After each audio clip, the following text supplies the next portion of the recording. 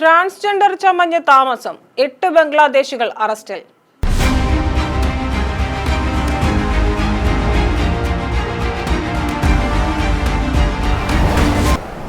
നമസ്കാരം, ജനശബ്ദം ന്യൂസിലേക്ക് സ്വാഗതം. ട്രാൻസ്ജെൻഡർ ചമഞ്ഞ് വർഷങ്ങളായി മുംബൈയിൽ താമസിച്ചു വന്ന 8 ബംഗ്ലാദേശികൾ അറസ്റ്റിൽ. ലൈംഗിക തൊഴിൽ നടത്തി ജീവിച്ചിരുന്ന ഇവർ പോലീസ് ഇടപെടലിൽ നിന്ന് രക്ഷപ്പെടാൻ ട്രാൻസ്ജെൻഡറായി ജീവിക്കുകയായിരുന്നെന്ന് പോലീസ് പറഞ്ഞു.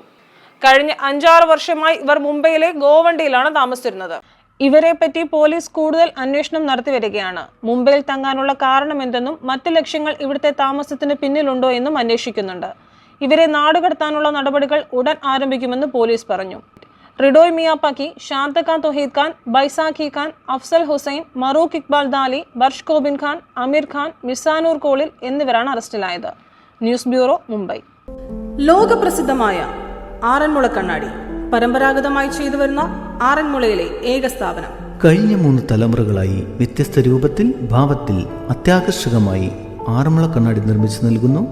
ഓർഡർ അനുസരിച്ചും അല്ലാതെയും ഇവിടെ മിതമായ നിരക്കിൽ ലഭ്യമാണ്. Contact number 9947164872, 9947825232.